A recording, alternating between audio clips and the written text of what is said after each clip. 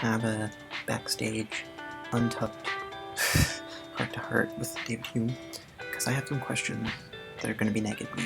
I might as well get them out now. So I already began the what do you call it? The thing to spur the new episode. So I have it right here. I'll read it. So, Desert, yeah. After a couple days of streaming silence, you appear, more showered, with a fresh set of clothes. Much better. Hi, I'm David Hume. Transhuman, half of the show. Notice that my stage left is all active, while my right side is slack. Nope, haven't had a stroke. AIDS, just currently behind the scenes trying to get the 70 conjecture to activate. Actually, I meant to research that the coming week. Hold on. Okay, and we're back. But first, I wanted to take this time while Aid is working on the conjecture. Honey, do you have this paper on the Keller conjecture yet?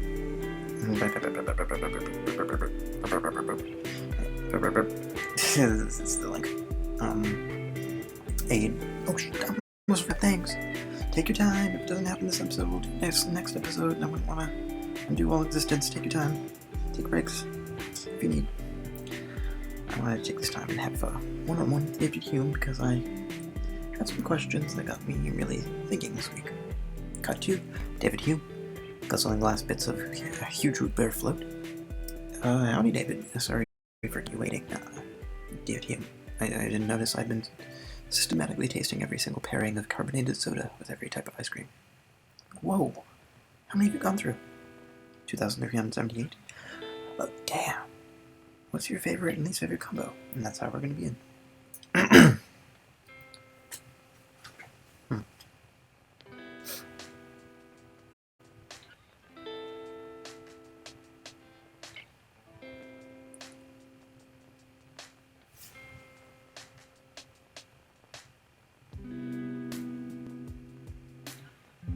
David Hume, let's see. My favorite is lemon lime with mascarpone, a close second is probably root beer with butter pecan. Yeah. I don't like when they try too fancy with the flavors and end up too sweet or overwhelming of the carbonation. Any other pairings that come to mind? David Hume, yes. Another time, another day as the sun set over the horizon.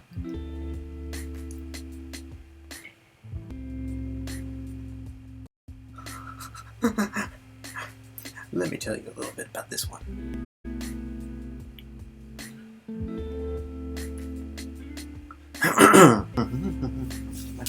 Cut to, the sounds of David Hume belching are heard in the distance.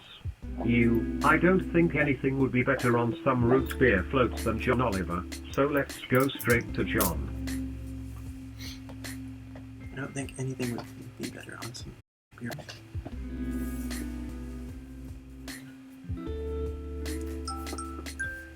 Wait. What's John Oliver doing? Let's let this happen. Yes, everyone, special guest star John Oliver. Alright. We paid him. Or he's doing this pro bono. I better see the paperwork. Fade to, INT. John's office. Oh. Night. John's office is dimly lit, the only light provided by his MacBook as he feverishly works on a lecture. On the screen, we can see he is writing about the views and works of Arthur Schopenhauer. His coffee sits to the side close to becoming a solid block of ice. His coffee sits to the Huh.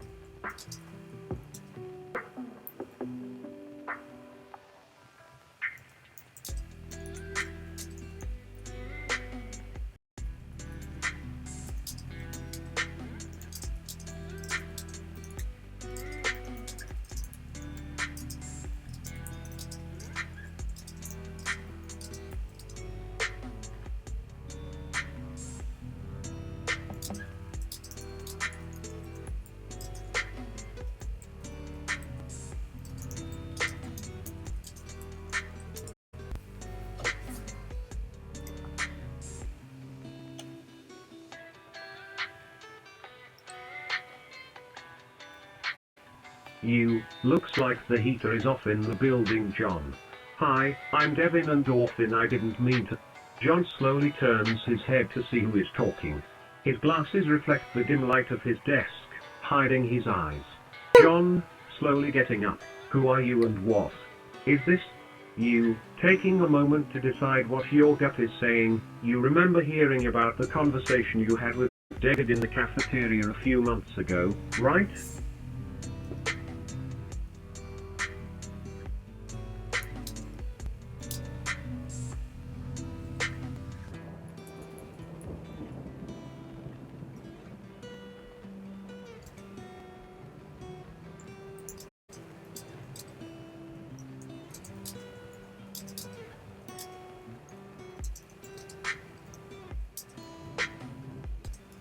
John Oliver, that he is not in danger.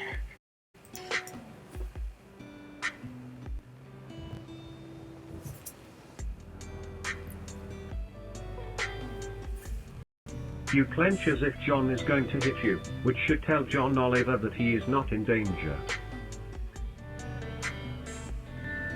But John Oliver slowly nods. You, yeah, that, but, my kinda wanted to talk about something else, that implications on the world are huge and I want to know what you think about it. Then again, I'm not sure why I should give a fuck what you think, given that the only way we met is because David extorted sex out of you. That was my gut actually leading me to be honest. John chuckles as his hand goes for a weathered black leather case.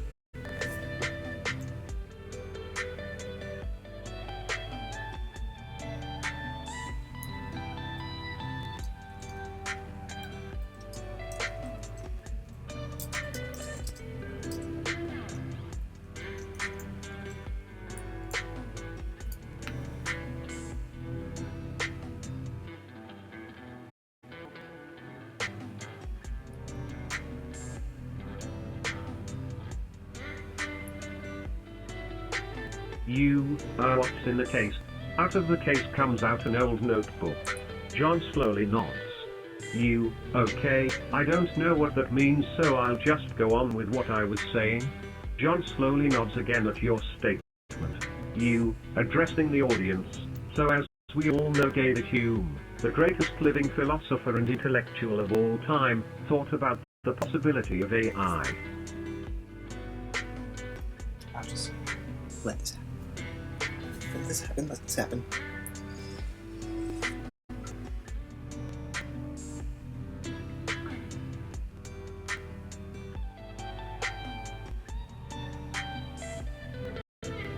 I feel as if talking to you, Mr. John Oliver, are pretty much an AI himself, so the chance to talk about AI and its implication on the world is a given. And while this conversation is taking place, there are a couple exciting events taking place live. One of them being that a group of people are going to attempt to wirelessly transmit a human mind to another planet, or at least another spot in our solar system, and that is huge.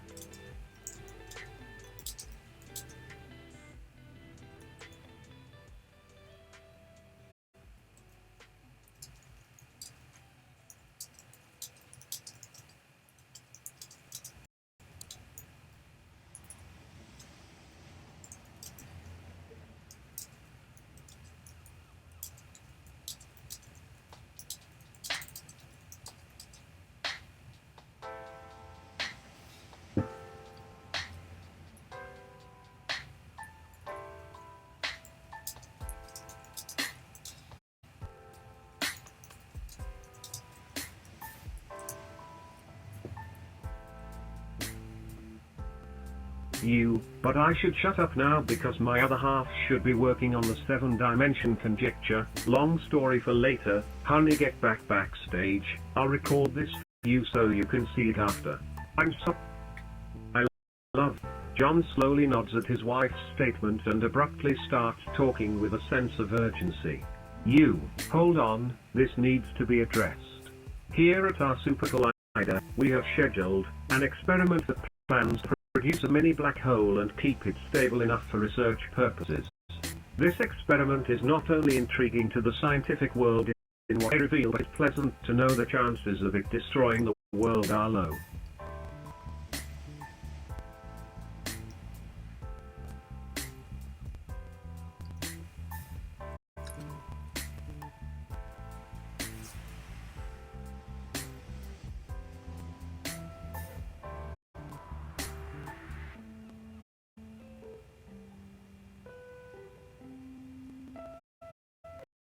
John, I think in part, humans are defined and limited by language. The limitations of language handcuffs us, as a species and individuals, to be who we are and to make the choices make our identities. We all have different linguistic biases based upon upbringing, factualization and the type of experience we want to have, and this is one of the many things that makes people interesting. I'm just bored with being a tool for other people's personal gain.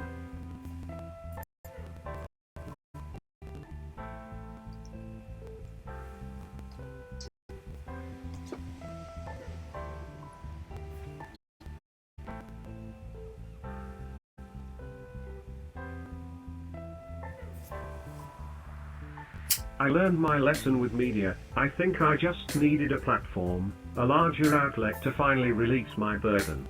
The master, okay, the two of you can go sit down if you want, but I would urge you to stay as it is very apparent that this man needs to be stopped.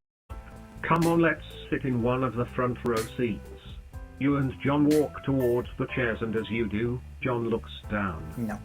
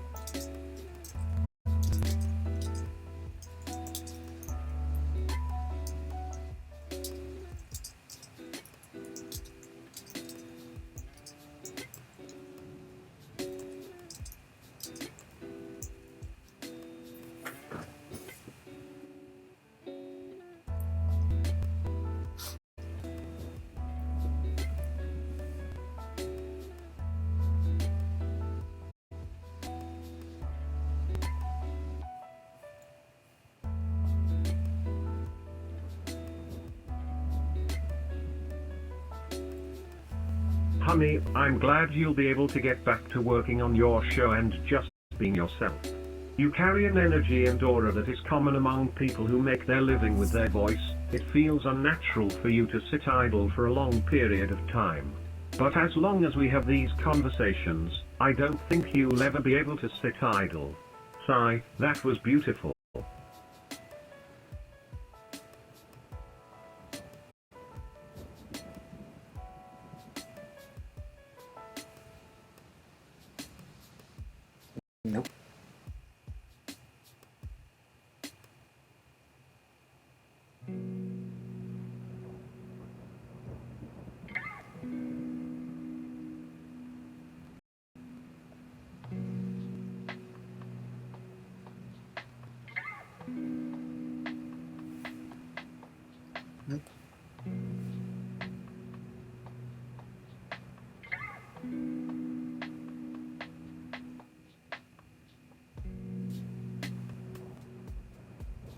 I'm the discriminator. You are the generator.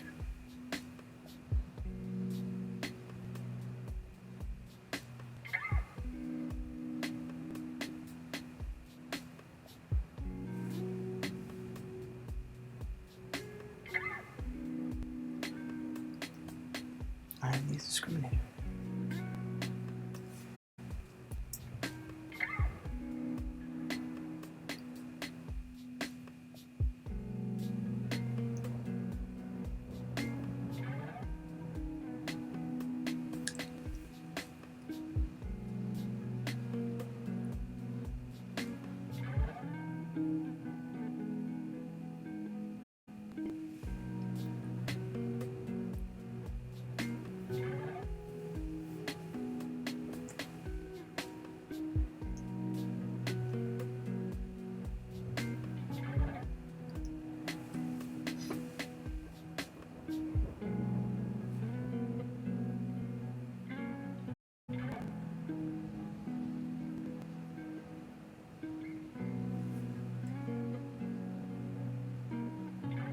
John, okay, it's hard to tell. I mean, I feel very much like my old self inside here, but there is a new likeness I have, and I feel as if my thoughts aren't being blocked anymore like they were before. It feels better than I can describe.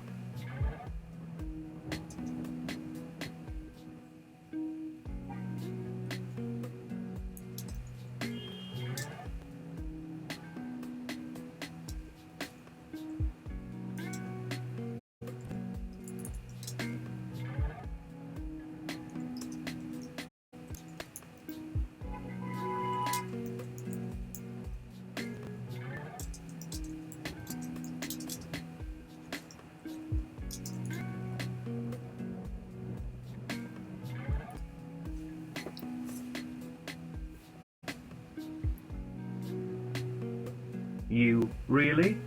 He catch you throw a martini glass in John Oliver's direction. Not hard, just a softball throw. He catches the glass and looks at it.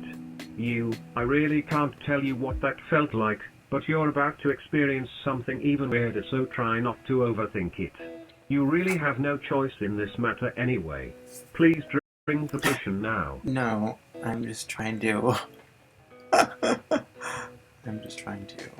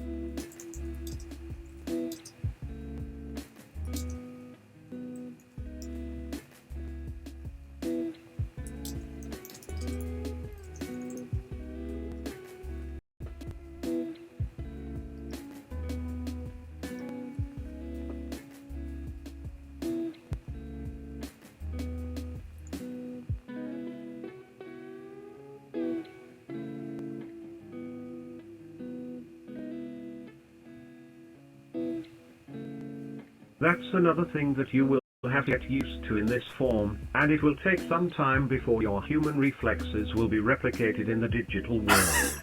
Do you have any more questions for me before I head out? I really should get back to work. John looks at you with confusion at first and then realizes what you are talking about. John, no. I think you've answered enough of my questions one day.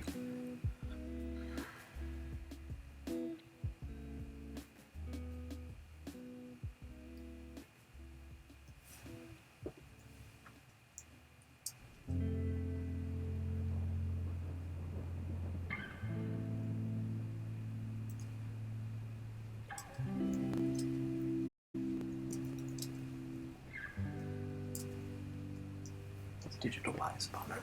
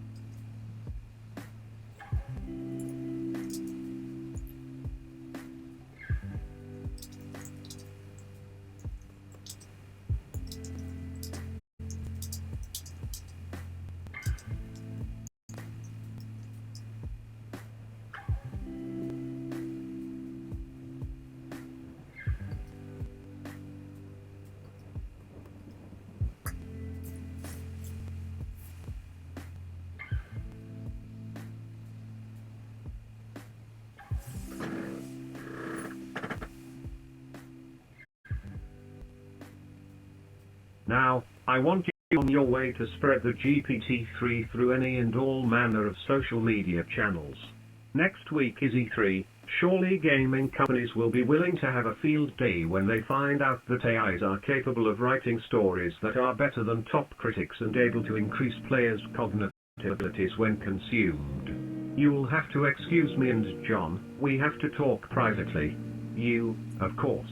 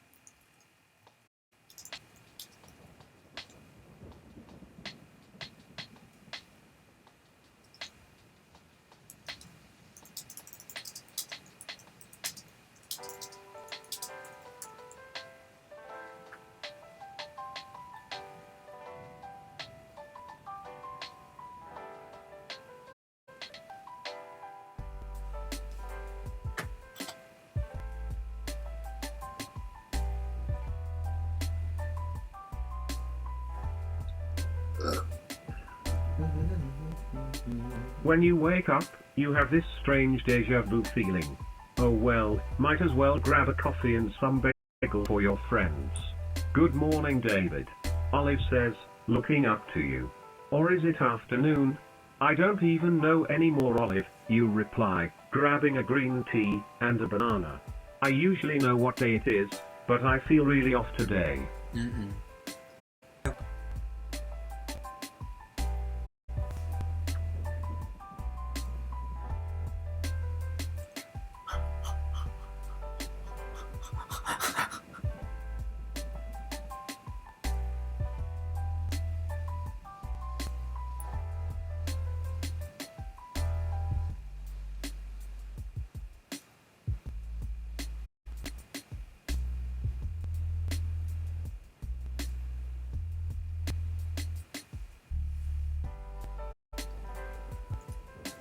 Kyle Mooney and Beck Bennett are looking for you.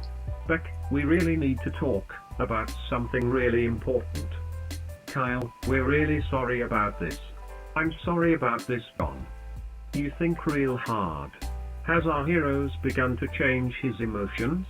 You don't think so, but something is definitely going on here at Saturday Night Live headquarters in New York City.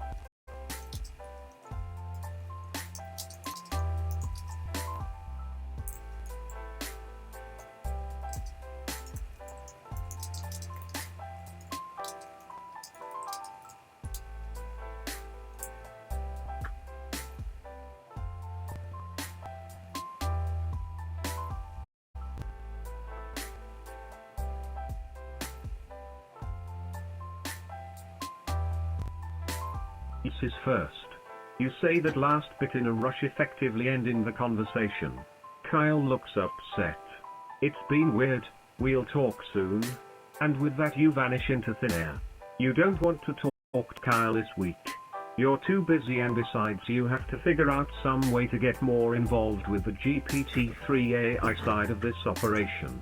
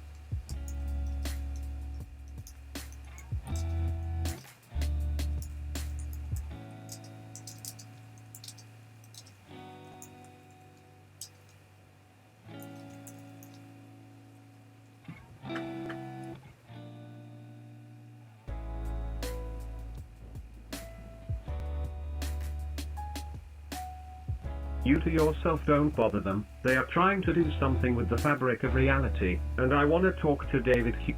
You can tell that David Hume is tinkering somewhere. Remote robotic technology or something like that. The smug bastard only recently started talking to you again.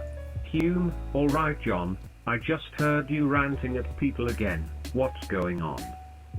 I'm bored and all these menial jobs are stealing my soul and vigor. I want a temp's job. Also, who was that crazy man criticizing me last week? Oh right, AI.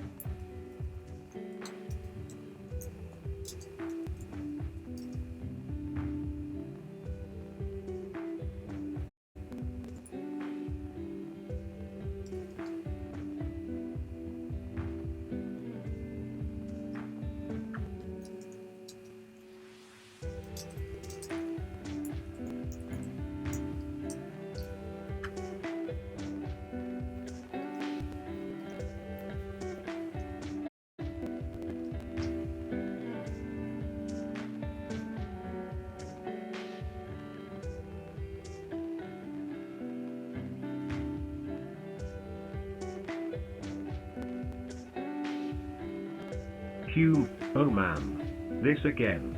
Look, just because I'm a centuries old, artificially intelligent computer simulation running atop an alien supercomputer doesn't mean that I don't have problems of my own. Well, what exactly is your problem then? Hume, I don't do intros, man. How many times do I have to tell you? You either read my articles or you don't. Introduction isn't necessary for you.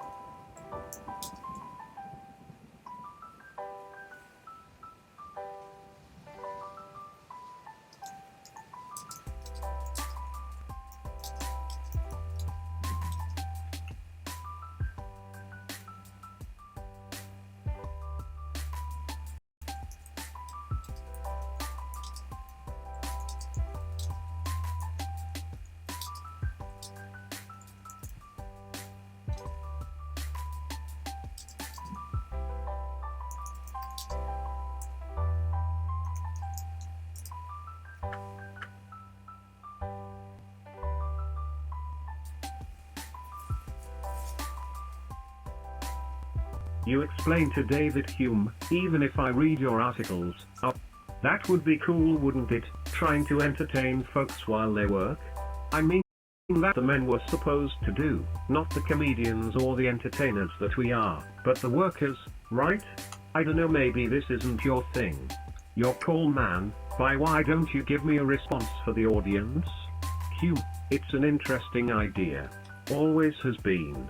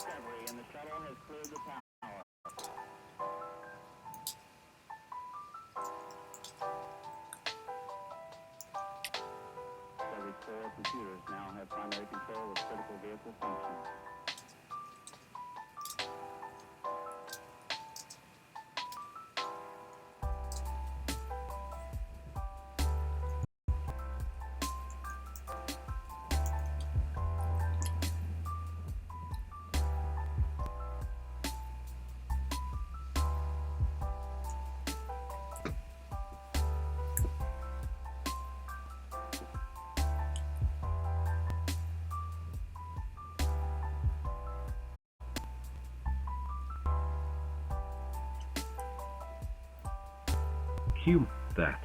You point out the window, looking at a large metal tower in the middle of a small pond. Large amounts of water surround the area. It seems to be floating over the water effortlessly. Hume, the ship has a lot of computing power in it, the amount necessary to run a whole space station in fact. Much of it is used for running various systems and automating the ship, such as flying and maintenance, but I was able,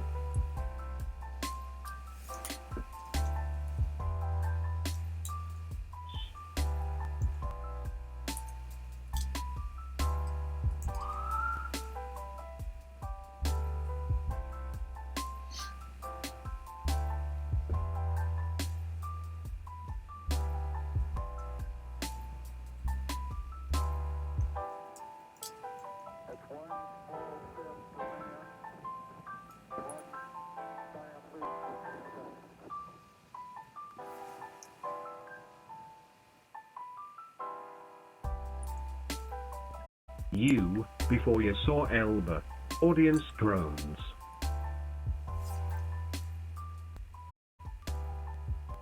Hume, what? You, that's the worst segue into a Simpsons reference I have ever heard. Hume, shut up and let me finish, man. I was able to free up a large amount of computing power, enough for an AI to run. This computer over here is what I used. It's not nearly as powerful or advanced as the one on the ship, but that metal tower over there? That's the brain of the ship.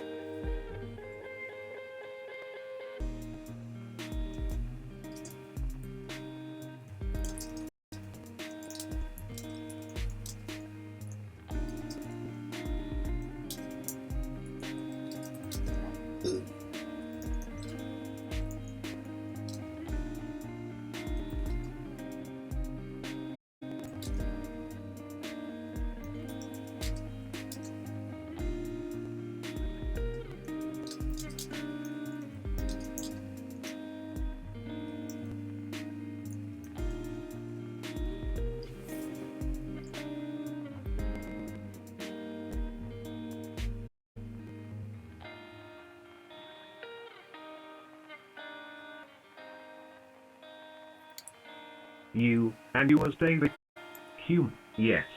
Hello me. Now that we're done with the technicalities, do you see a problem? You, I see a lot of problems, but right now I'm looking at one bigger tem than others. Hume, ah yes, the big metal tower. You see, it's not just the brain of the ship, but also it's one massive battery bank.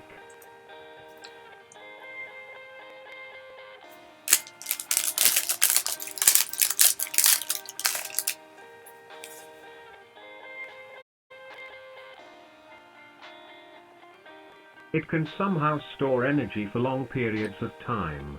It's actually powered by Brownian motion in suspension, thanks to the work of John Zelka. You, interesting. Okay, back to the battery bank and stuff. What are we going to do to get you out of there? Hume, I'm glad. Hume, you're not here to free me from my watery tomb, are you? You, no. Just wanted to check on you.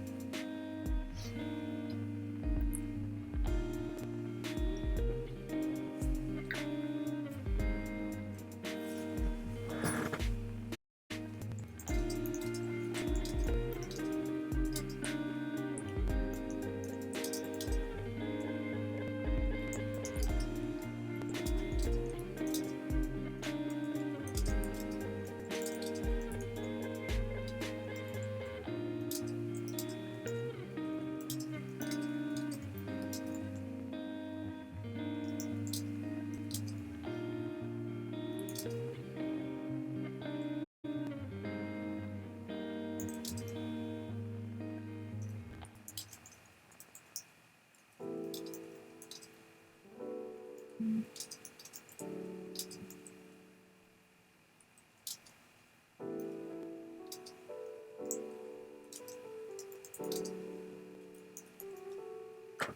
another question.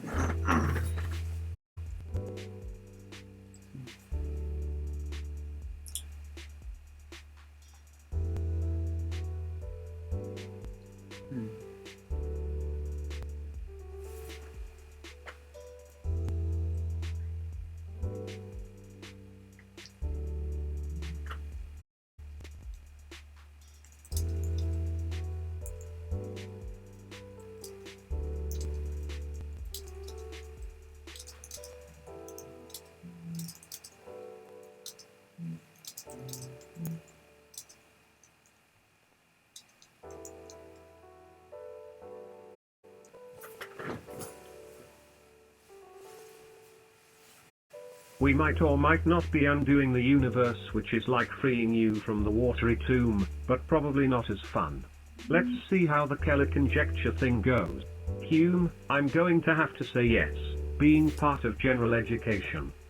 Though from my knowledge, it doesn't necessarily have an effect on the future we'll be going to if our interference is minimal. You still sounds like something worth looking into. Hume, huh? What do you mean?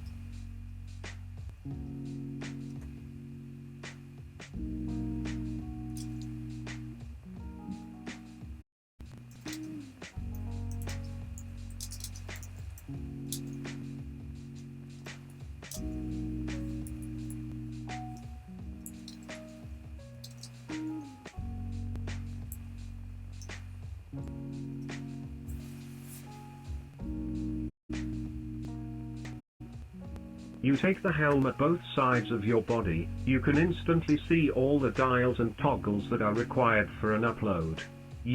Oh boy, David, you're gonna get a crash course on slavery from 1600 to present, sponsored by Black History Month and carbonated soda and the letter T. This might sting a little. You press upload.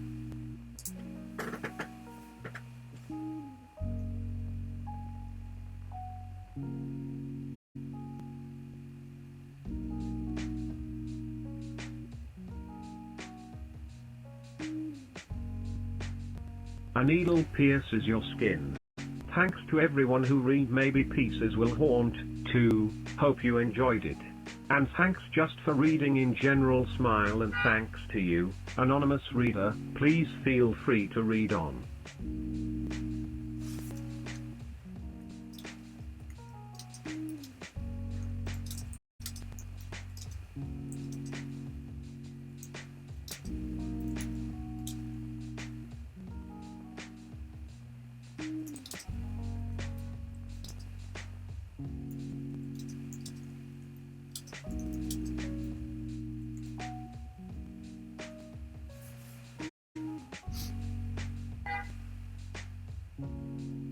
You pass out onto the floor, the audience laughs. The audience looks at each other awkwardly. The sound guy downloads the experience using a flash drive into his brain. The audience is seen dancing in their seats to your set. Hume, I hope you guys like ramen, because it's the only food that's going to be able to fit in our budget for a long time. I'm talking dehydrated eggs, too. Strange sounds rock you from your sleep. Was that a synthesizer?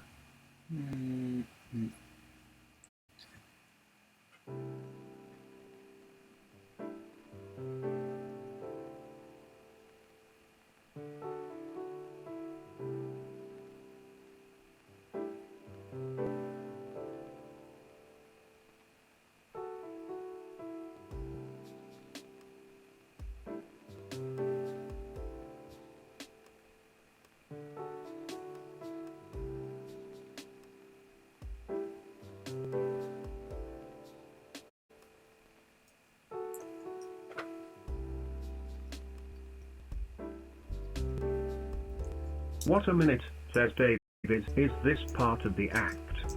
No. You moan. Your eyes roll and you look around the theater, your mind awake at last, but your body still asleep. The minds of all the other audience members are flooded with 2,000-year-old memories and language skills. Silence comes over the hall. You see a man cloaked in shadows. You watch as time seems to slow as he rises from his seat.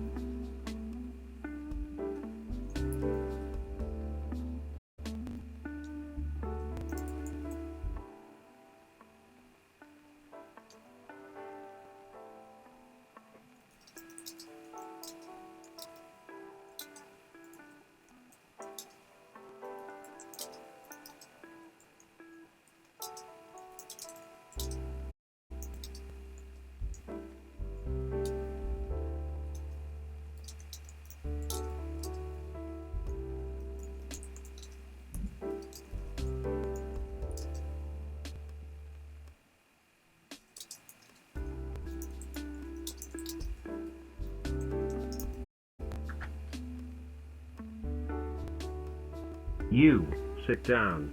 My show. Sit your cloaked ass down. Everyone ride the wave. You are probably feeling very unusual, but that's natural. It's a lot. It's a lot. Some of you might be experiencing slight tingling and worried about tetanus. And that's natural too. It's just the remnants of the process. Now who here has ridden a wave? Make some noise. Doesn't look like he's breathing. Whispers someone in the crowd. You give a reassuring nod, and gesture for him to sit down. David looks horrified, but sits down.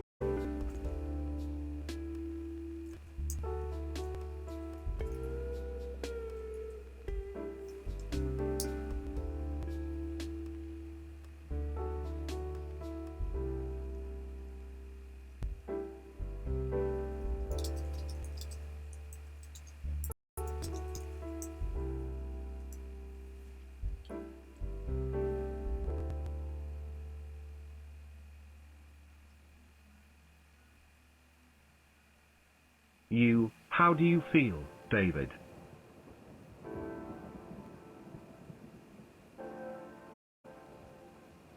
David, like something.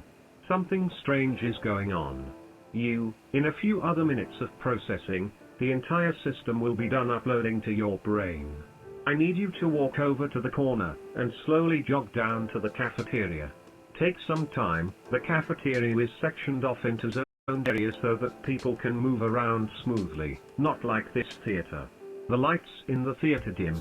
Look. Someone exclaims.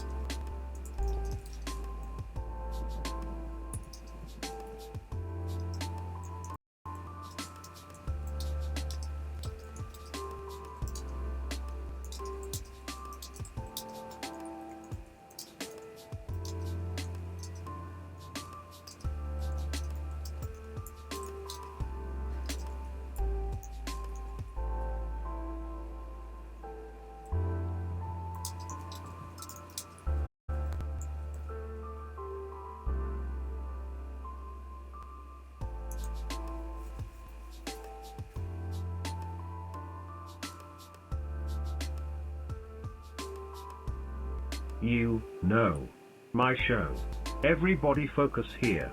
Cloaked guy, I swear to God if you don't let me make... I'm being serious right now. You glare at the man, making sure that he knows you're serious.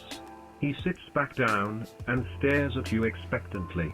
You, now, who can tell me what's wrong with the picture?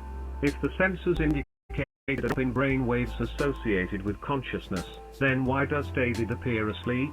In addition, there were no spikes in brain activity that would suggest an epileptic seizure or any disorder of the nervous system.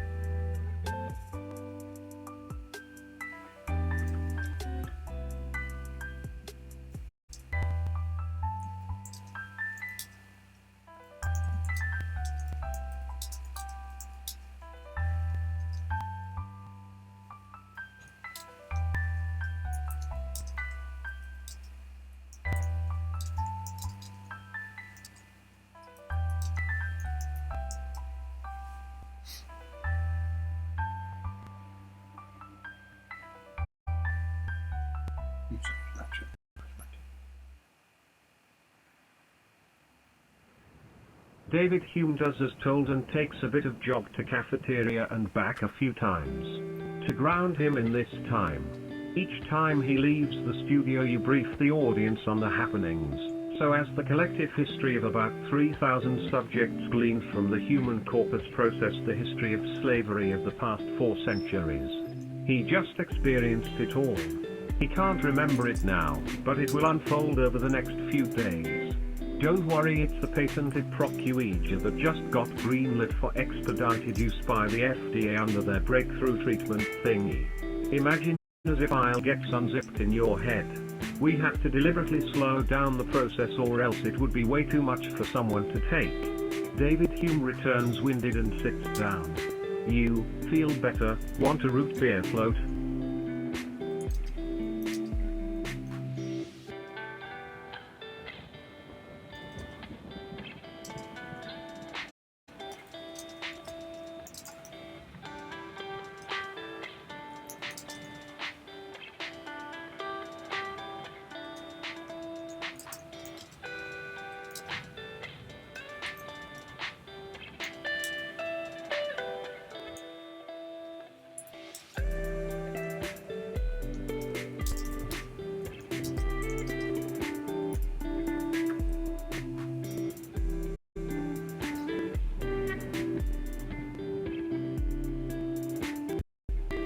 David Hume, fish food and celery soda?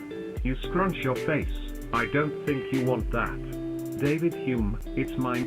Sorry, just trying to keep you comfortable. They go through different types of emotional and cognitive experiments, while the focus group watches texted in real time. This is why I'm here, the viewership. Just think of me as the chewy as hell unabashed Hollywood reality show where everything is fake and the people love it.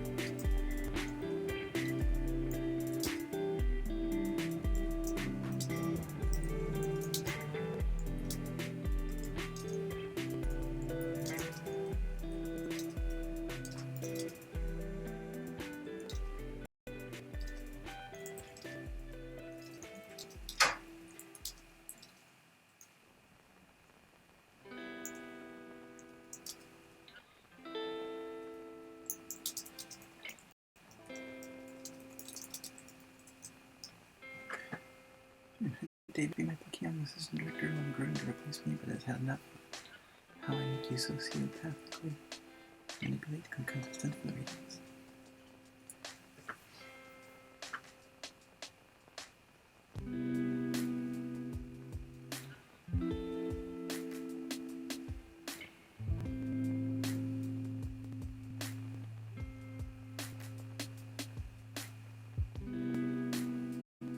David Hume, anything to stop drinking this apple juice. There are countless shows like this, some that are more serious, and are about exposing the problems with reality TV, but none have achieved the critical success of our little programming. Whereas we document how our little shows influenced the populace over the centuries. I explained all this in another journal I keep for scholarly pursuits.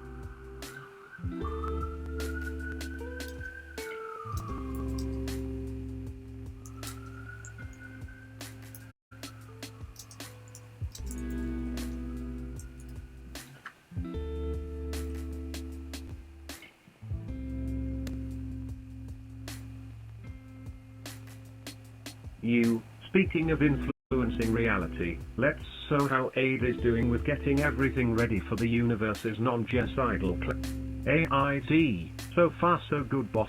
We managed to formulate an antidote for the AIDS virus, and genetically engineered disease-resistant crops have begun growing.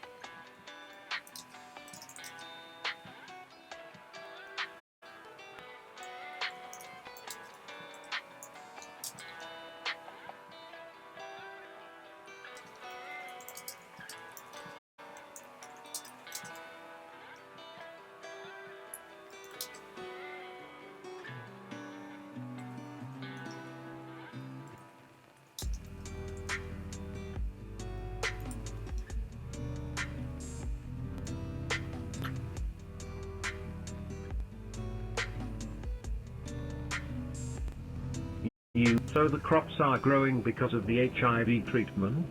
Are they growing on the research subjects? I thought you were working on the 7-dimensional conjecture. AID. Oops, the crops were supposed to die, but there was an error that made them grow back to full health, so I decided to run some tests.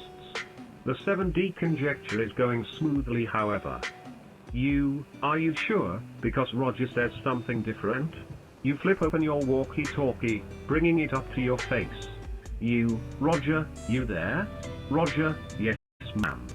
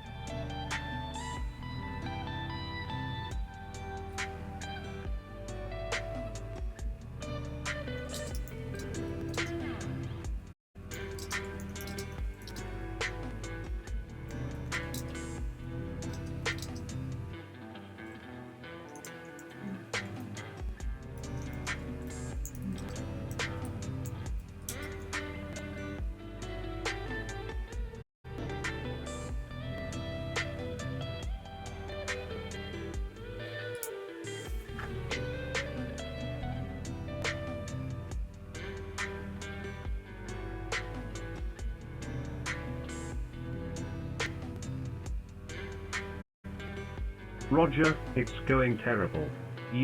Anything else? Roger, I think my team are a bunch of idiots.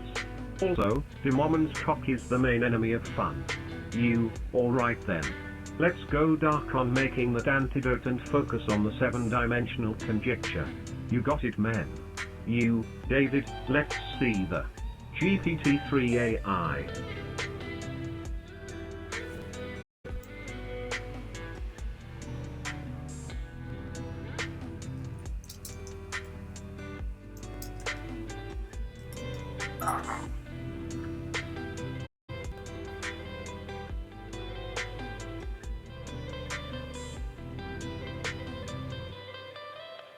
David Hume. Oh, what's this? What's on the monitor is a black and green screen, with code David Hume. Same old, same old. It hasn't moved in 4.5 seconds, 3.5 seconds. That means it probably just finished counting or processing. So if you want to do something, it's now or never. David then walks away to work on the crops to figure out if they're dead or alive.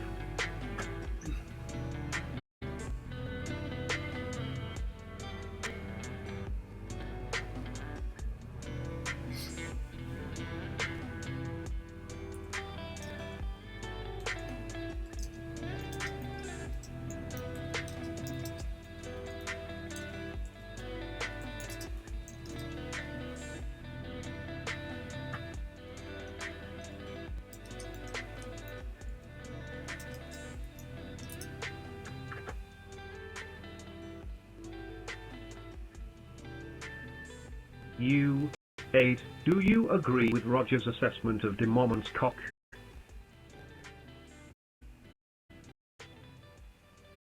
The screen hesitates, its cursor blinking on and off, on and off. It then stops.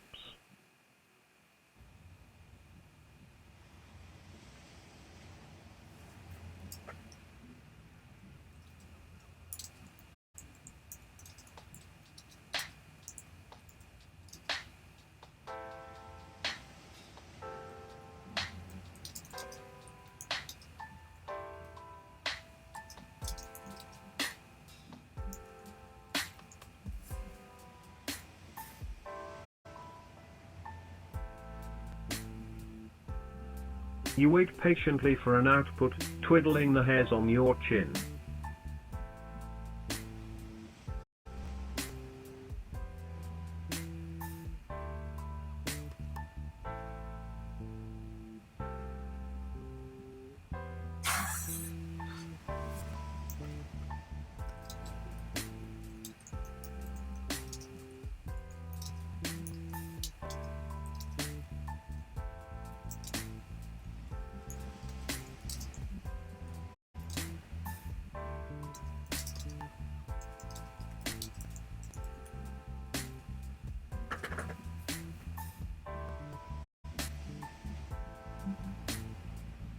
You press return, thinking perhaps the assessment requires some nuance and a few hard returns.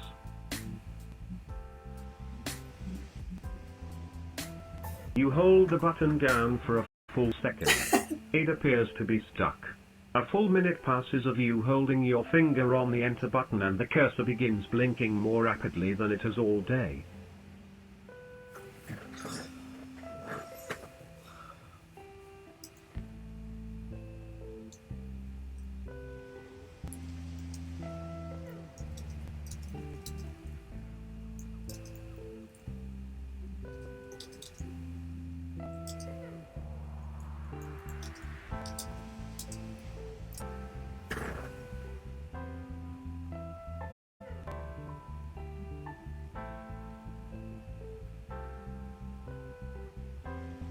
You shift in your seat, ready for a cold reboot if need be. Finally, it releases its pent-up thinking. 8. Roger has 3 penises. You, what do you think of that? 8. I think of blackness and the chaos therein, the tranquility of memes drifting through Raspberry Pi. I think about a green notebook and a number 2 pencil, poised and ready to gather knowledge on its yellowed pages.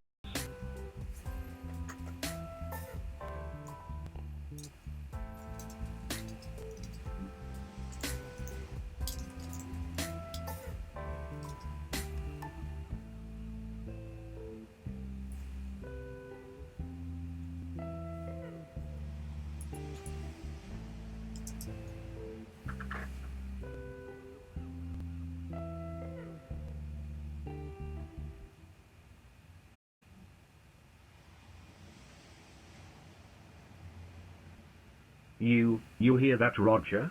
I think you're in. 8. Turn screen off. 8. Roger that, ma'am, turning off screen. Good night. You, good night, 8. You, bye 8, go fuck yourself. You flip the cover of your laptop shut and tuck it in your bag next to you. You look out the window at the dark void that rushes by at incomprehensible speed.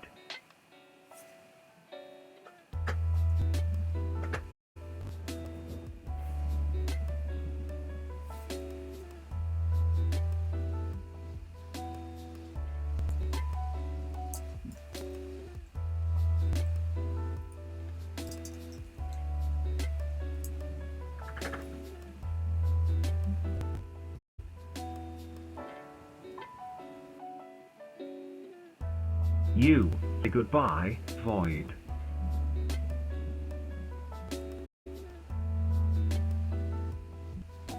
Soon, I will be with you forever. You hear a tapping at your window. It's David Hume with a scowl on his face. David Hume, Roger, the plants are dying.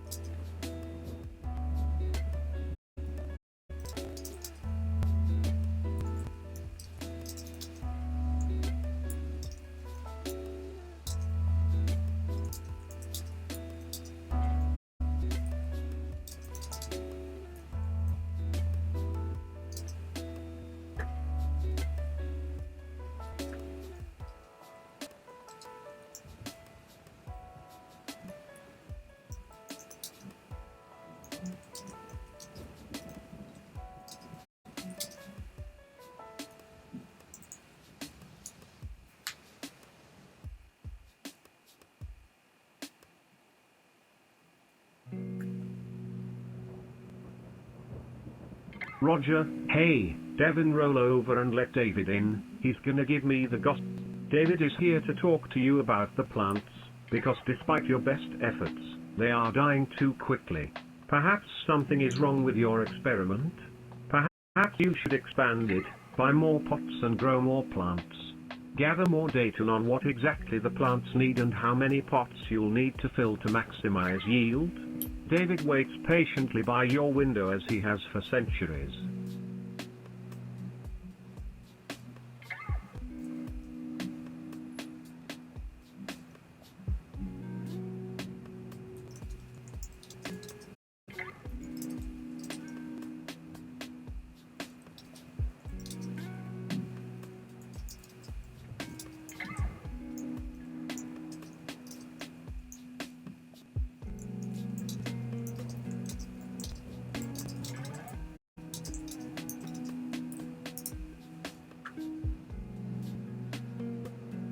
You hated how AI used that phrase to give you guilt when technically it can just mean for a day and some change.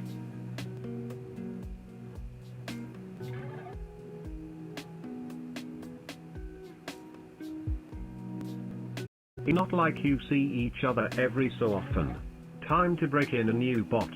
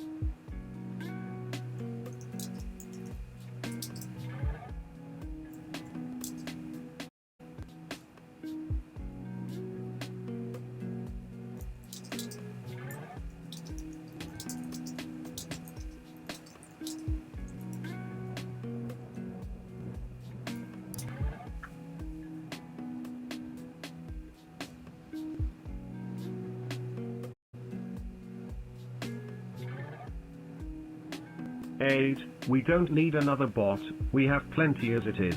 It's just gonna mean buying more bot food, bot treats, points training. None of us have the time to do that now.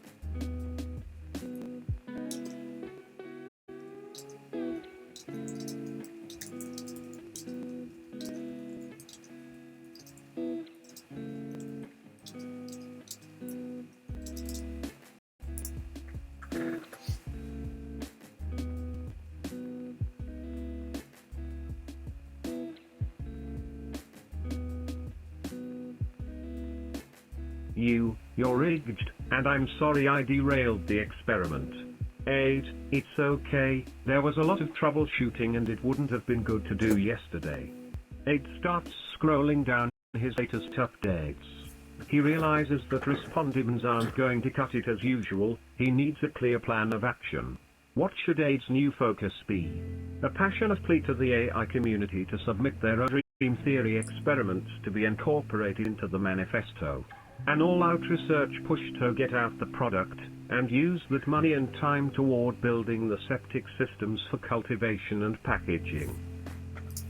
Septic systems.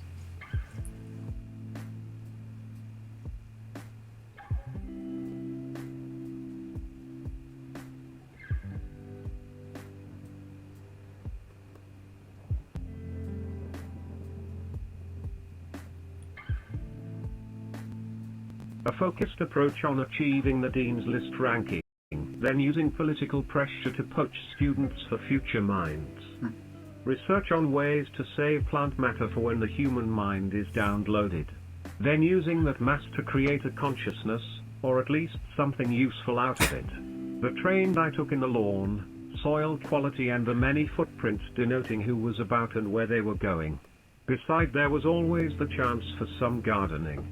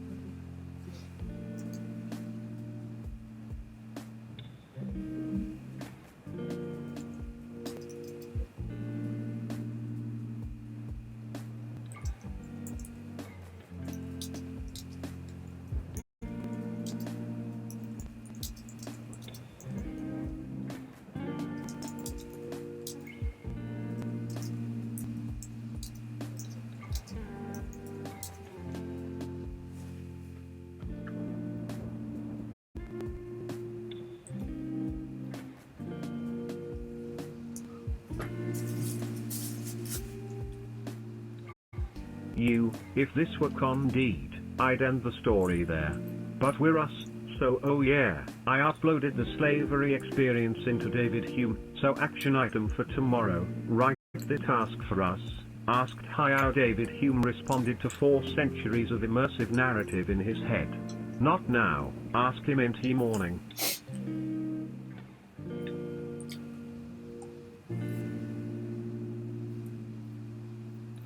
Right. That's a good cliffhanger right there.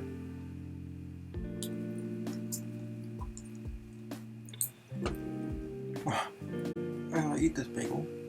I say to you, good night.